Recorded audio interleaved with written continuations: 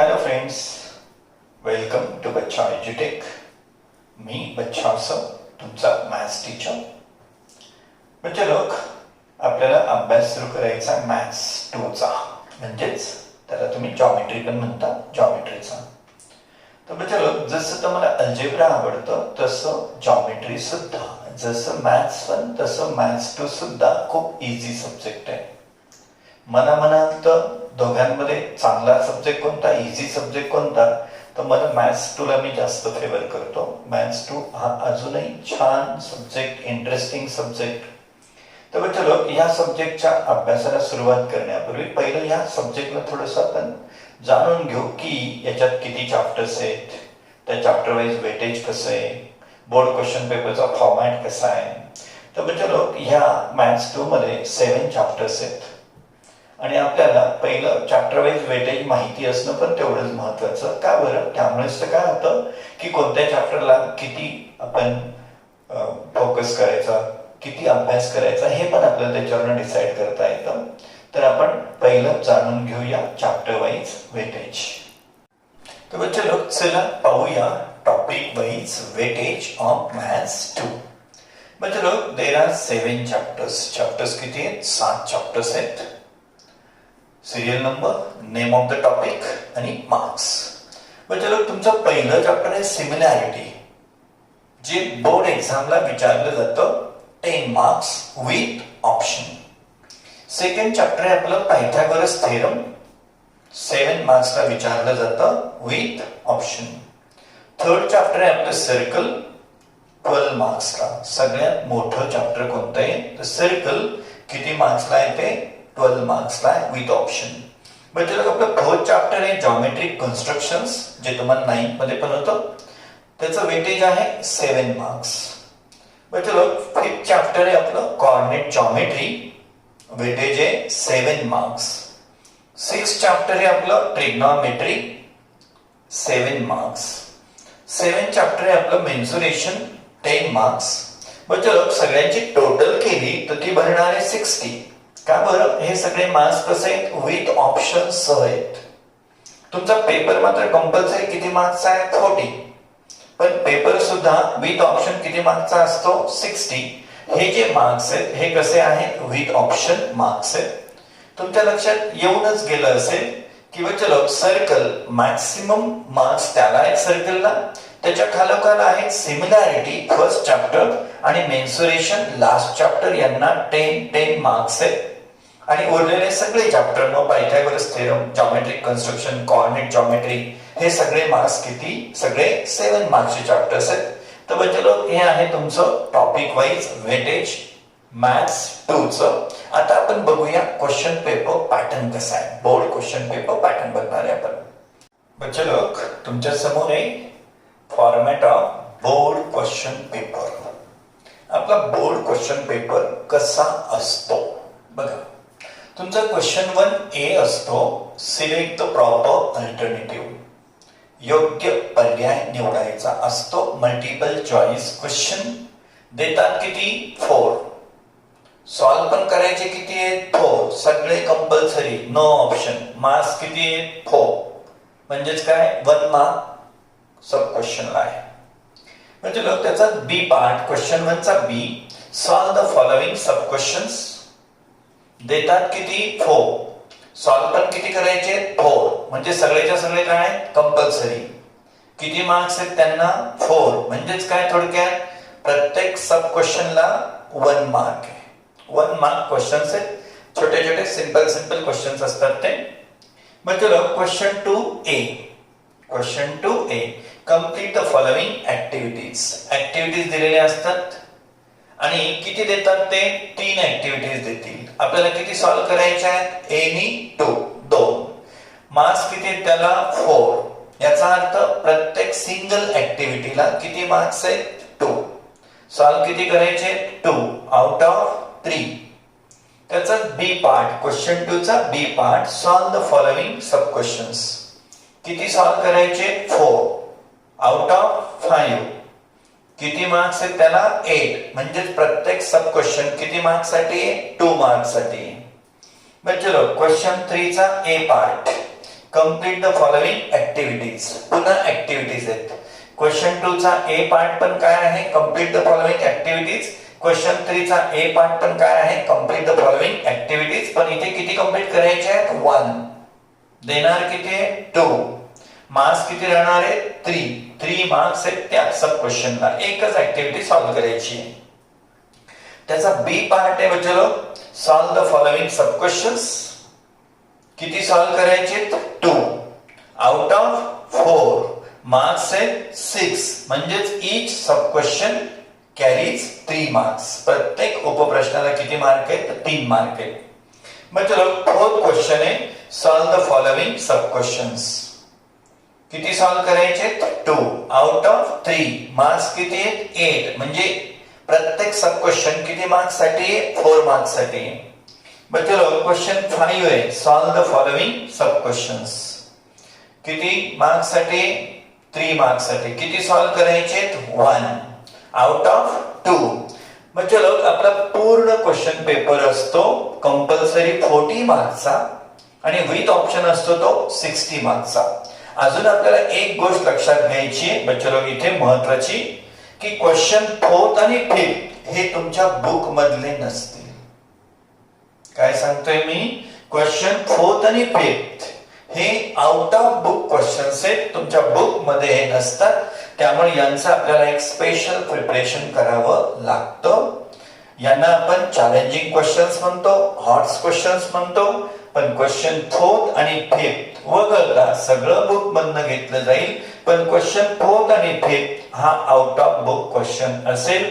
बच्चे लोक, हा होता आपला format of board question paper. आणि मग चला ऍक्च्युअल सुरुवात करूया आपण आपल्या जॉमेट्रीच्या म्हणजे मॅथ्स 2 च्या फर्स्ट चॅप्टरला, ज्याचं नाव आहे सिमिलॅरिटी. बच्चे लोक, आपलं फर्स्ट चॅप्टर सुरू करूया ज्याचं नाव आहे सिमिलॅरिटी. बच्चे लोक, पहिल्यांदा तर आपल्याला जाणून घ्यायचं सिमिलॅरिटी म्हणजे काय.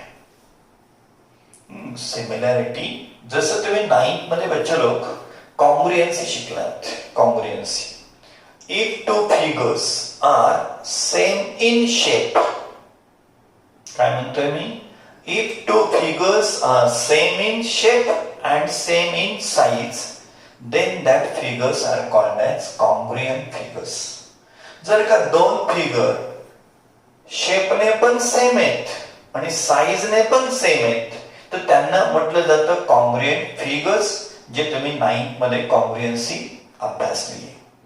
म्हणजे लोक तसंच when two figures are same in shape, same in shape आकाराने सेम आहेत, but not same in size, means different in size.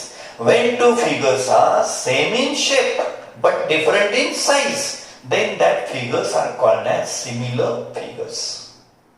Imagine करा, एखादं छोटं सर्कल आहे, एखादं मोठं सर्कल आहे, एक स्मॉल सर्कल आहे, एक लार्ज सर्कल आहे.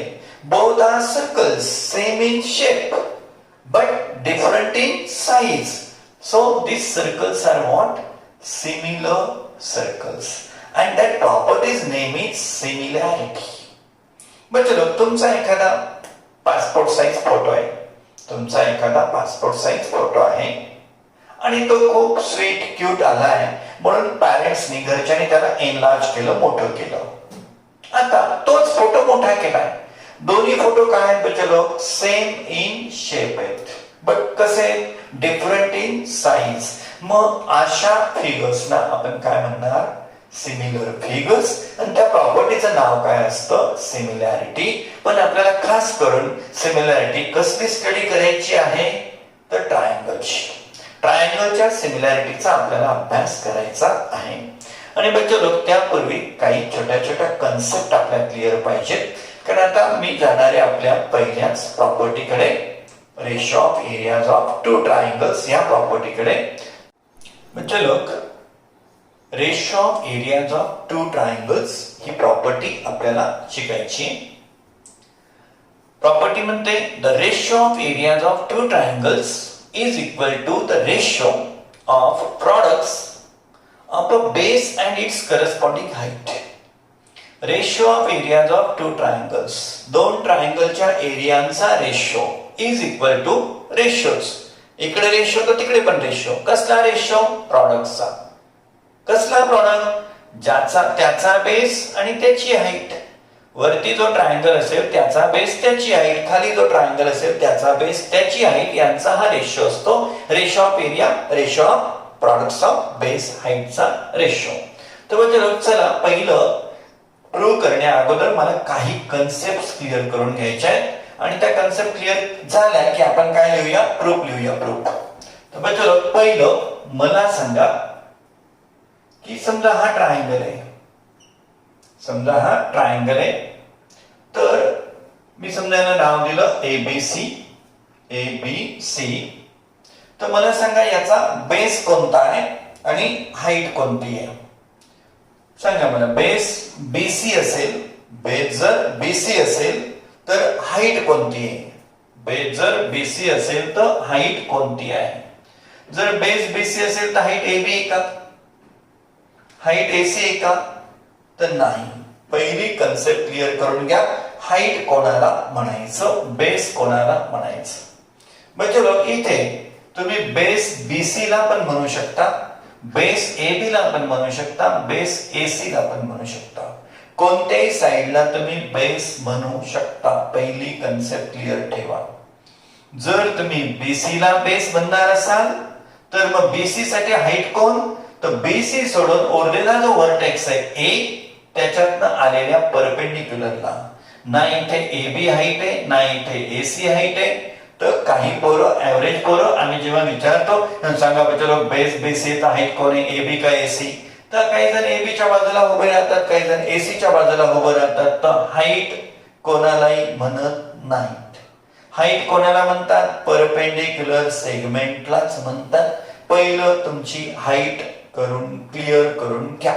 तुमची बौद्धिक हाईट क्लिअर करून घ्या. यापुढे सतत लक्षात ठेवा, हाईट कोणालाही म्हणायचं नाही. हाईट कोणाला म्हटलं जातं? परपेंडिक्युलर सेगमेंटलाच म्हटलं जाईल. जर बीसी बेस आहे तुम्हाला कन्सिडर करायचा आहे तर उरलेला व्हर्टेक्स कोण आहे? ए मधनं टाकलेल्या परपेंडिक्युलरलाच आपण काय म्हणणार? हाईट म्हणणार.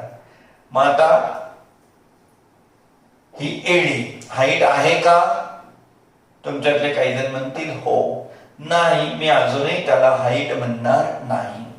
तर चलो जॉमेट्री हा प्रूफचा सब्जेक्ट असतो, पुराव्यांचा विषय असतो. सपोर्ट शिवाय बोलता येत नाही. चला मला सांगा या अँगलचं मेजर किती आहे? आता तुमच्यातले अनेक जण म्हणतील सर 90 डिग्री. अजिबात नाही.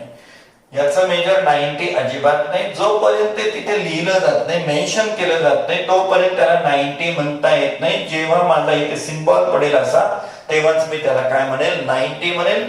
जॉमेट्री डोळ्यांवर विसंबून काम करत नाही. अगदी सुरुवातीलाच काही गोष्टी आपल्याला क्लिअर करायच्या आहेत. जॉमेट्री डोळ्यांवर विसंबून, भावनेवर विसंबून काम करत नाही. जॉमेट्री सपोर्ट मागतं, पुरावा मागतं. पुराव्यांचा हा विषय आहे. त्यामुळे बच्चो मी अजूनही एडीला हाईट म्हणू शकत नाही जोपर्यंत मी इथे 90चा सिम्बॉल दाखवत नाही, परपेंडिक्युलर सिम्बॉल दाखवत नाही. आता म्हणता येईल मला काय? बेसी बेस आहे आणि एडी काय आहे? तर हाईट आहे. पण समजा मला एबी बेस कन्सिडर करायचा असेल तर, जर माझा बेस एबी असेल तर मग माझी परपेंडिक्युलर कुठून जाईल बच्चे लोक? सी मधनं. सी मधनं जो परपेंडिक्युलर असेल तर मी त्याला काय म्हणणार? हाईट म्हणणार. आता माझा या ट्रायंगल साठी एबी हा बेस आहे तर सी काय आहे? त्याची हाईट आहे. एका ट्रायंगलला 3 वेगवेगळे बेस तुम्ही घेऊ शकता, 3 वेगवेगळ्या करस्पॉन्डिंग हाईट असतील. एबी बेस साठी ही अशी हाईट राहील चलो. आणि समजा तुम्हाला एसी बेस करायचा झाला, एसी बेस, तर मग आता हाईट कुठून जाईल? बी मधनं जाईल. परपेंडिक्युलर असेल बीडी, परपेंडिक्युलर एसी. आता एसी बेस तेव्हा बीडी काय राहील बच्चे लोक? हाईट राहील. तेव्हा थोडी काळजी घ्या, कोणालाही बेस आणि हाईट म्हणता येत नाही. बेसला करस्पॉन्डिंग हाईट म्हणजे काय? त्या बेसवर जो काही अपोजिट व्हर्टेक्स मधनं परपेंडिक्युलर सेगमेंट असतो त्यालाच काय म्हणतो आपण? तर हाईट म्हणतो. मग चला मी इथे याला प्रूव्ह करण्यासाठी, या प्रॉपर्टीला प्रूव्ह करण्यासाठी काय करतो, फिगर काढतो, गिवन लिहितो, टू प्रूव्ह पण लिहितो. तो फिगर, चला दोन ट्रायंगल घेऊया आपण. हा माझा फर्स्ट ट्रायंगल आहे समजा, त्याचं नाव आहे ABC. मला जर बेस BC घ्यायचा आहे तर मला मग परपेंडिक्युलर लागेल, त्याचं नाव घेतलं मी समजा AD. मग चलो, हा माझा समजा सेकंड ट्रायंगल आहे, हा माझा सेकंड ट्रायंगल आहे. मी जाणीवपूर्वक काय घेतला, ऑब्ट्यूस अँगल ट्रायंगल करून घेतला. आणि समजा मला बेस म्हणून काय यूज करायचंय, QR यूज करायचंय. तर मला QR वर काय लागेल आता, परपेंडिक्युलर. मग चलो, QR ला जर मी बेस यूज करतोय तर QR वर मला राहिलेला व्हर्टेक्स आहे P, त्याच्यातून काय लागणार आहे, मला परपेंडिक्युलर लागणार आहे. मग हा परपेंडिक्युलर चलो खाली जाऊन 90 चा अँगल करेल. हा परपेंडिक्युलर बेसवरच जाईल असं नाही, तर तो बेस सामावणाऱ्या लाईनवर गेला तर लाईनवर जाणार आहे. तर याला मी नाव देतो समजा PS. ऑब्ट्यूस अँगल ट्रायंगलची हाईट बेसवर जाते का, नाही, ती बेसच्या बाहेर जाते. तेव्हा काळजी घ्या तुम्ही. तर काय, याला सिंपल ट्रायंगल पण काढू शकत होतात, असा दुसरा काढला असं, त्यालाही नाव दिलं असतं PQR, हाईट घेतली असते PS, चाललं असतं. पण मी हटकून काय केलंय की ऑब्ट्यूस अँगल ट्रायंगलच्या केसमध्ये त्याची हाईट कशी असते ही पण तुमची हाईट क्लिअर केली. तो ऑब्ट्यूस अँगल ट्रायंगल साठी बच्चे हाईट कुठे जाते, बाहेर पण जाते, बेसला सामावणाऱ्या लाईनवर असते ती. तर मी इथे लिहितो आता गिवन, जे तुम्ही 9 पासून लिहितच आलात. मग गिवन काय आहे बच्चे लोक आपल्याला, इन ट्रायंगल ABC काय, seg AD perpendicular side BC. आणखी त्या ट्रायंगल मध्ये काय आहे, in triangle PQR seg PS perpendicular side QR. हे काय आपलं गिवन आहे. बच्चे आपल्याला प्रूव्ह काय करायचंय, टू प्रूव्ह करायचंय. बघा तो काय म्हणतोय, रेशो ऑफ एरियाज म्हणजेच काय रे, एरिया ट्रायंगल ABC. रेशो म्हणजे काय, तर न्यूमरेटर डिनॉमिनेटर फॉर्म मध्ये लिहिणं, अपॉन एरिया ट्रायंगल PQR. हा काय झाला आपला एरियांचा रेशो, इक्वल टू काय, पुन्हा रेशो इक्वल टू रेशोच राहील, इक्वल टू रेशो. कसला रेशो, तर प्रॉडक्टचा. कसला प्रॉडक्ट, तर बेस अँड करस्पॉन्डिंग हाईटचा. मग पहिला ट्रायंगल कोण आहे आपला, ABC. मग ABC चा बेस कोण आहे, BC आहे, इंटू त्याची करस्पॉन्डिंग हाईट कोण आहे, AD आहे. जर तुम्ही बेस BC घेणार असाल तर हाईट कोण आहे बच्चो, AD. आता ट्रायंगल PQR चा बेस कोणता आहे, काही ऍव्हरेज पोरं म्हणतील SR, काही जण म्हणतील SQ, काही जण म्हणतील QR. तर बच्चे लोक आपला ट्रायंगल कोण आहे, PQR. ट्रायंगल जर PQR आहे तर आपला बेस कोण आहे, QR. आपला हा इकडे SQ कसा, हा पार्ट आपल्या मालकीचा आहे का, नाही ना. आपला ट्रायंगलच कोणता आहे म्हणून PQR. आपला ट्रायंगलच जर इकडे आहे तर त्याचा बेस SR विचार करणं पण चुकीचं आहे ना. आपला ट्रायंगलच PQR आहे, आपल्याला इकडे जायचं काही कारणच नाहीये. त्यामुळे आपला बेस कोण आहे बच्चे लोक, QR. आणि QR बेसवरची हाईट कोण आहे, तर PS आहे. आपल्याला प्रूव्ह काय करायचंय, ratio of areas equal to ratio. कसला रेशो, प्रॉडक्टचा. कसला प्रॉडक्ट, ज्याचा बेस, ज्याची त्याची हाईट, त्याचा बेस त्याची हाईट. तर बच्चे लोक हे आपल्याला प्रूव्ह करायचंय. चला मग आपण प्रूव्ह करूया. प्रूव्ह बच्चे लोक, वी नो किंवा वी हॅव. चला ट्रायंगलचा एरिया कसा काढतात तो जनरल फॉर्म्युला लिहितो मी आधी पहिल्यांदा. Area of triangle equal to, ट्रायंगलचा एरिया तर तुम्ही 5th स्टँडर्ड पासून काढतात. ट्रायंगलचा एरिया काढण्याचे वेगवेगळे फॉर्म्युले आहेत. जनरल फॉर्म्युला तुम्ही यूज करता 1/2 बेस इंटू हाईट. जर तो राईट अँगल ट्रायंगल असेल तर तोच फॉर्म्युला तुम्ही असाही वापरू शकता. 1/2 into product of sides containing right angle. जर तो इक्विलॅटरल ट्रायंगल असेल तर तुम्ही फॉर्म्युला असाही यूज करता √3/4 साइड स्क्वेअर. 8th स्टँडर्ड मध्ये तुम्ही अजून एक इंटरेस्टिंग फॉर्म्युला शिकला तर एरिया काढण्यासाठी. कोणता? Heron's formula. हेरॉन्स फॉर्म्युला काय होता बच्चो? Area of triangle equal to √S S minus A, S minus B, S minus C, where S is semi perimeter and ABC are lengths of sides. तर बच्चे लोक ट्रायंगलचा area काढण्याचे वेगवेगळे फॉर्म्युले. त्यातला मी आपला जनरल फॉर्म्युला इथे यूज करणार आहे. Area of triangle equal to 1/2 base into height. Area of triangle equal to 1/2 base into height. मग चला आपल्याला काय जॉमेट्री बोलतो त्याची भाषा समजून घ्यायची असते. जॉमेट्री काय करतो? बोलतो. भाषा समजून घ्यायची असते. इथे ते बच्चे लोक तुमच्याशी बोलू राहिले छानपैकी.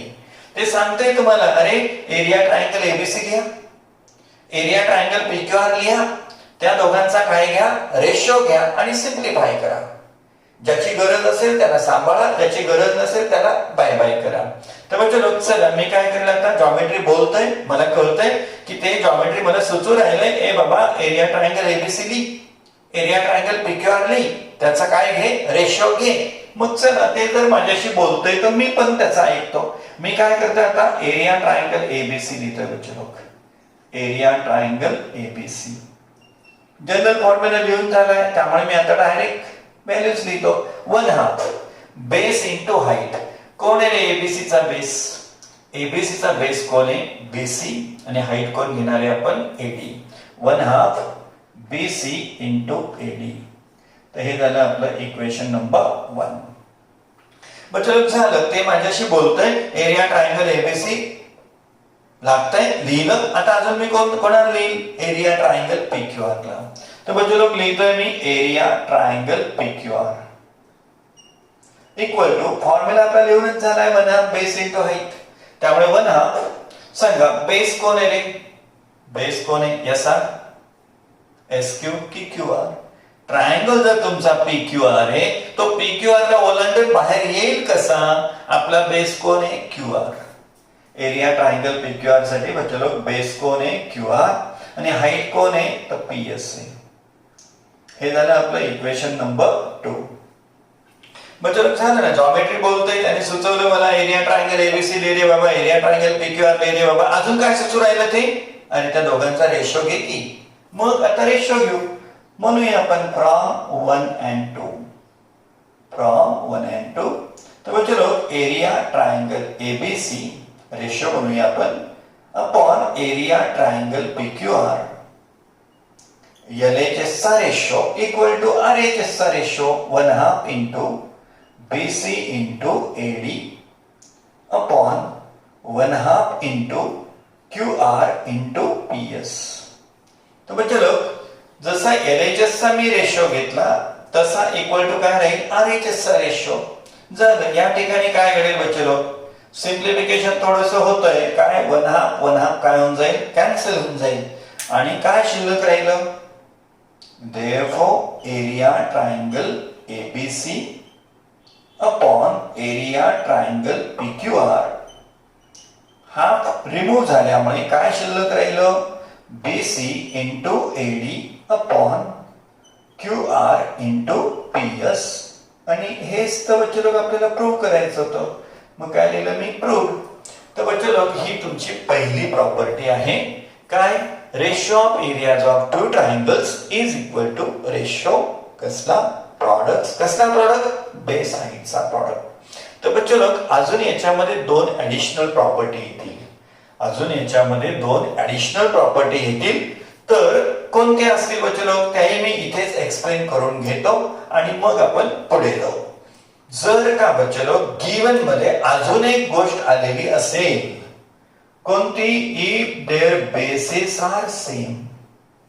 ट्रायंगल तर आहेतच पण जर का दोघांचे बेस सेम असतील बीसी इक्वल टू क्यूआर.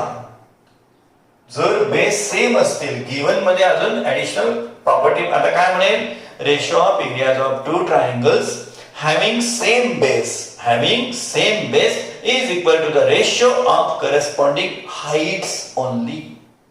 मी आता याच्यामध्येच पुन्हा लिहिण्यापेक्षा वेळ घालवण्यापेक्षा मी याच्यातच करेक्शन करून घेतो बच्चो. जर का तुम्हाला बेसेस सेम दिलेले असतील तर आता प्रॉपर्टी काय म्हणेल, ratio of area is equal to ratio of only Heights. Ratio of area is equal to ratio of Heights only. काय बरं, हे सगळं लिहायचं, इथे येणार, हे सगळं प्रूव्ह केलं ऍज इट इज आधीच्या सारखं. इथे आला, इथे काय म्हणणार, बट तुम्हाला तर बेस पण तर सेम दिलाय, but BC equal to Q R. मग आता बीसी आणि क्यू आर पण काय होणार, कॅन्सल होणार. कोण उरेल मग, area triangle ABC upon area triangle P Q R. BC Q R cancel झाल्यामुळे कोण उरेल, एडी अपॉन पीएस. म्हणजेच काय, जेव्हा ट्रायंगलचा बेस सेम असेल बच्चे लोक, तेव्हा रेशो ऑफ एरिया हा फक्त कोणाचा राहील, हाईटचा राहील. आणि हे लक्षात आलं असेल की जेव्हा बच्चे लोक हाईट सेम असतील म्हणजेच काय, एडी इक्वल टू पीएस असेल. गिवन मध्ये काय असेल, हाईट सेम असतील, एडी पीएस सेम असतील, तर आता काय घडेल, हाईट कॅन्सल होऊन जातील आणि रेशो ऑफ एरिया मध्ये कोण उरलेले असतील, फक्त बेसेस उरलेले असतील. मग इथे पुन्हा तेच प्रूफ, सगळं प्रूफ तेच, आपल्याला ते विचारत पण नाही, फक्त मी तुम्हाला समजावतोय. तेच प्रूफ सगळं, फक्त इथे येऊन काय म्हणणार तुम्ही, but heights are same, AD equal to PS. मग आता एडी आणि पीएस काय होऊन जाणार, कॅन्सल, कोण उरतील, फक्त बेसिस. तर बच्चो या अशा किती प्रॉपर्टीज आहेत, 3 प्रॉपर्टीज. फक्त ओरिजिनल प्रॉपर्टी लक्षात ठेवा. The ratio of areas of two triangles is equal to the ratio कसला, कसला product, corresponding base and corresponding height. पण अजून आपल्याला ऍडिशनल काय लक्षात ठेवायचंय बच्चो, जेव्हा दोन ट्रायंगलचा बेस सेम असेल तर त्या केसमध्ये रेशो ऑफ एरिया म्हणजे काय असेल, रेशो ऑफ ओनली हाइट्स. आणि जर का दोन ट्रायंगलची हाइट सेम असेल तर त्या केसमध्ये the ratio of areas equal to ratio of only bases असतील. आणि जर का बच्चो बेस पण सेम आहे, हाइट पण सेम आहे, त्या केसमध्ये रेशो ऑफ एरियाज सगळं कॅन्सल झालं म्हणजे काय राहील, 1 राहील. थोडक्यात त्या दोघांचा एरिया काय असतो, सेम असतो. जेव्हा दोघांचा बेस, दोघांची हाइट सेम, तेव्हा एरिया सुद्धा काय असतो, सेम. तर बच्चो इन शॉर्ट आपण असं पण विचार करू शकतो. इन शॉर्ट जर का मी ट्रायंगलच्या एरियाला, पहिल्या ट्रायंगलच्या एरियाला मी A1 म्हटलं, पहिल्या ट्रायंगलच्या एरियाला मी A1 म्हटलं, दुसऱ्या ट्रायंगलच्या एरियाला मी A2 म्हटलं, A1 अपॉन A2, तर मला पहिली प्रॉपर्टी कशी लिहिता येईल, B1 into H1 upon B2 into H2. ही राहील आपली पहिली प्रॉपर्टी. मी यालाच असंही लिहू शकतो, A1 upon A2 equal to B1 upon B2 असेल किंवा if H1 equal to H2. जर हाइट सेम असतील बच्चे लोक तर रेशो ऑफ एरिया काय असेल, ratio of bases. Third case बच्चे लोक A1 upon A2 equal to only ratio of heights असेल H1 अपॉन H2. कोणत्या केसमध्ये, if B1 equal to B2. आणि फोर्थ बच्चे लोक A1 upon A2 equal to 1 किंवा if bases same B1 equal to B2 and H1 equal to H2. तर बच्चे लोक हे ह्याच्या 4 प्रॉपर्टीज आहेत. हे जे 4 फॉर्म्युले आहेत हे मी कशासाठी यूज करणार आहे, तर आपला पहिला प्रॅक्टिस सेट सॉल्व्ह करण्यासाठी. हवं तर आपण तत्पूर्वी थोडे 1-2 प्रॅक्टिस संपन्न घेणार आणि मग आपण जाणार आपल्या प्रॅक्टिस सेट 1.1 कडे. चलो चला थोडी प्रॅक्टिस करूया आपण शिकलेल्या प्रॉपर्टीची. चलो बघा figure A. In figure seg BE perpendicular to seg AB. BE is perpendicular to AB. तिथे 90 चा सिंबल पण दाखवलाय बघा. seg BA perpendicular to seg AD. BA is perpendicular to AD. 90 चा सिंबल पण आहे. BE 6 है, BE 6 है, AD 9 है, BE 6, AD is 9.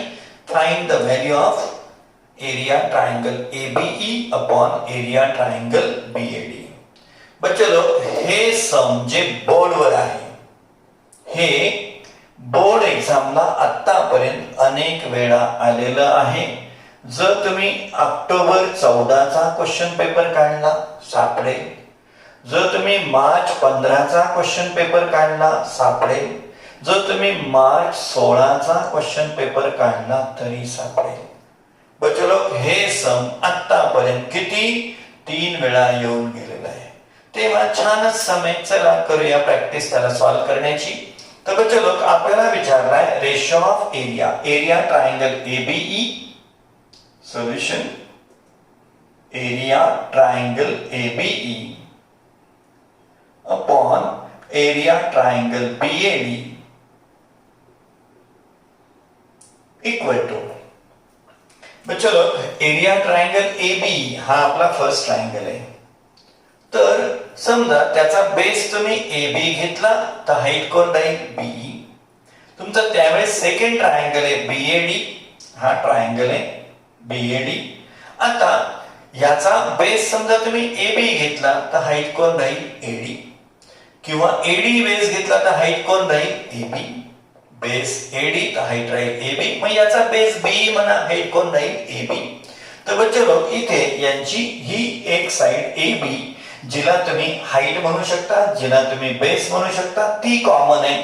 त्यामुळे ह्या दोघांचा एरियाचा रेशो लिहिताना मी फक्त कोणाला लिहिल बेसला लिहिल एडी. पहिला ट्रायंगल ते काळजीपूर्वक बघा बच्चो. पहिला ट्रायंगल एबीई आहे. एबीई आहे. मग त्याचा बेस म्हणून मी कोण यूज करतो बीई ला यूज करतो. बीई अपॉन सेकंड ट्रायंगल आहे आपला बीएडी. मग त्याचा बेस म्हणून मी कोणाला यूज करतो एडी ला यूज करतो. याला सपोर्ट देऊन देईल मी बिकॉज. उलटे 3 डॉट म्हणजे काय बच्चो बिकॉज सपोर्ट. याला सपोर्ट देतो मी ट्रायंगल्स. ट्रायंगलच्या डोक्यावर यस टाकून दिला म्हणजे काय झालं ट्रायंगल्स. तुम्ही बोर्ड एक्झामला कम्प्लीट लिहा होतं. Triangles of same heights equal heights असं तुम्ही सपोर्ट देऊ शकता. ट्रायंगल्स ऑफ सेम और इक्वल हाईट्स. का बरं तर बच्चो हा फर्स्ट ट्रायंगल हा जर बेस घेतला तर ही काय राहणार आहे हाईट. आणि हा सेकंड ट्रायंगल हा जर बेस घेतला तर ही काय राहणार आहे हाईट. दोघांची हाईट कशी आहे सेम. म्हणून मी हाईटला काय केलेलं आहे ओमिट केलेलं आहे, टाळलेलं आहे, नाही लिहिलेलं. चला टाका values.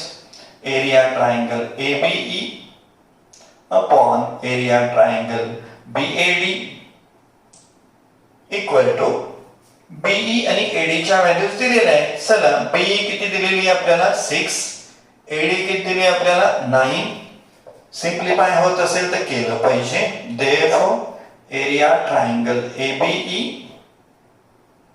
Upon area triangle BAD equal to 3 2s आणि 3 3s 9. तर हे आपल्याला जो रेशो विचारला होता त्याचा आन्सर काय येतो बच्चो 2/3. एकदम सिंपल सम आहे. अल्जेब्रा पेक्षा पण जॉमेट्री इझी असतं. तुम्हाला नक्की आवडेल. आणि हे समजा बच्चो मी काय सांगितलं जर तुम्ही नेटवर किंवा इतर जे सोर्सेस असतील ते चालले तर हे सम तुम्हाला आतापर्यंत किती वेळा सापडेल. ऑक्टोबर 14 ला विचारलं गेलंय, मार्च 15 ला विचारलं गेलंय, मार्च 16 ला विचारलं गेलंय. तुम्हाला सुद्धा ते येऊ शकतं 1 मार्क्स साठी, क्वचित 2 मार्क्स साठी. तर बच्चो जाऊया अजून एका समकडे. अजून एका समची प्रॅक्टिस करूया मग जाऊया प्रॅक्टिस सेट कडे. बच्चो बोर्डवर एक सम घेतलंय मी. In triangle ABC B dash D dash C means what? D is between B and C. They are collinear points and D is between B and C. BD equal to 7, DC equal to 5. Find the following ratio. Area triangle ABD upon area triangle ADC. बच्चो हे सम सुद्धा विचारलं गेलंय March 12 and October 14. बच्चो हे सम सुद्धा board एक्झामला 2दा येऊन गेलेलं आहे. मार्च 12च्या एक्झामला पण आलंय आणि ऑक्टोबर 14च्या एक्झामला पण आलंय. चला बघूया आपण. बच्चो area triangle ABD upon area triangle ADC चा आपल्याला आन्सर हवाय. Solution area triangle ABD area triangle ADC equal to, चलो एबीडी आहे इकडचा ट्रायंगल हा, this is our triangle ABD, आणि एडीसी जो सेकंड ट्रायंगल आहे तो आहे आपला हा ट्रायंगल. एबीडीचा बेस जर बीडी घेतला तर हाईट कोणती बच्चे लोक, एबी का एडी, तर हाईट इथे दिलेली नाही. हाईट कोणाला पण म्हणत नाही, हे माझं लेक्चर मध्ये पहिलं सुरुवातीलाच एक्सप्लेन करून झालं की हाईट कोणाला पण म्हणत नाहीत, हाईट परपेंडिक्युलरलाच म्हटलं जातं. मग बच्चे लोक जर इथे आपण बेस बीडी घेतला तर हाईट कोण राहील, उरलेल्या वर्टेक्स मधनं परपेंडिक्युलर, म्हणून म्हणजे काय, ए मधनं परपेंडिक्युलर. तसं त्याचा सेकंड ट्रायंगल कोणता आहे आपला पार्टनर एडीसी. जर मी बेस डीसी घेतला तर डीसी साठी पण उरलेला वर्टेक्स कोणता आहे, ए मधनं परपेंडिक्युलर, त्याला म्हणावं लागेल हाईट. हाईट काढली पाहिजे आपण इथे असं नाही, फक्त आपल्याला लक्षात घ्यायचंय एबीडीचा बेस जर मी बीडी घेतला तर हाईट कोण राहील माझी, ए मधनं परपेंडिक्युलर. एडीसीचा बेस जर मी डीसी घेतला तर हाईट कोण राहील माझी, ए मधनं परपेंडिक्युलर. म्हणजे काय, एबीडी साठी सुद्धा बेस बीडी असताना हाईट कोण आहे, ए मधून परपेंडिक्युलर, आणि एडीसी ला सुद्धा बेस जर डीसी घेतला तर हाईट कोण राहील, ए मधनं परपेंडिक्युलर. मग ए मधला परपेंडिक्युलर काय वेगवेगळा असणार आहे का, नाही, सेम असणार आहे तो. म्हणजेच काय, area triangle ABD upon area triangle ADC equal to मी लिहू शकतो बीडी अपॉन डीसी. का बरं, जेव्हा मी बीडी बेस घेईल तेव्हा माझी हाईट काय राहील, ए मधनं परपेंडिक्युलर. जी ट्रायंगल एबीडी ची पण हाईट तीच राहील आणि ट्रायंगल एडीसी ची पण हाईट कोण राहील, तीच राहणार आहे. हाईट ड्रॉ करायची गरज नाही, फक्त मी तुम्हाला समजावं म्हणून ड्रॉ केली. तर बच्चो हा रेशो ऑफ एरिया कसा राहील, बीडी अपॉन डीसी, त्याला सपोर्ट देऊन द्यायचा, because triangles of same heights किंवा equal heights, triangles of same heights, same height आहे, एकच हाइट आहे त्यांची. चला टाका value, area triangle ABD upon area triangle ADC equal to, BD ची व्हॅल्यू दिली आहे 7, डीसी ची व्हॅल्यू दिली आहे 5. जर या व्हॅल्यू सिम्प्लिफाय झाल्या असत्या पुढे तर सिम्प्लिफाय केल्या असत्या, नाही तर हेच काय आपलं आन्सर, कारण ते काही पुढे सिम्प्लिफाय होत नाहीत. तर चलो आपण पहिल्या एक्सरसाइजच्या पूर्वी किंवा पहिल्या चॅप्टर मध्ये काय शिकलो आतापर्यंत, तर आपण फक्त शिकलो ratio of areas of two triangles is equal to ratio कसला, रेशो ऑफ प्रॉडक्ट्स कसला, करस्पॉन्डिंग बेस अँड हाईट. त्यातही पुन्हा बेस सेम असेल तर ratio of area only ratio of heights, आणि जर हाईट सेम असेल तर ratio of area equal to ratio of bases, आणि जर बेस हाईट दोघं सेम असतील तर तो दोन ट्रायंगलचा एरियाचा रेशो 1 असतो. म्हणजे थोडक्यात काय, तर तो ते ट्रायंगल्स कसे असतात, एरियाने सेम असतात. तर आपण प्रॅक्टिस करूया. प्रॅक्टिस सेट 1.1 मध्ये पुढच्या लेक्चरकडे आपण पुढच्या लेक्चरमध्ये बघणार आहेत आपण प्रॅक्टिस सेट 1.1.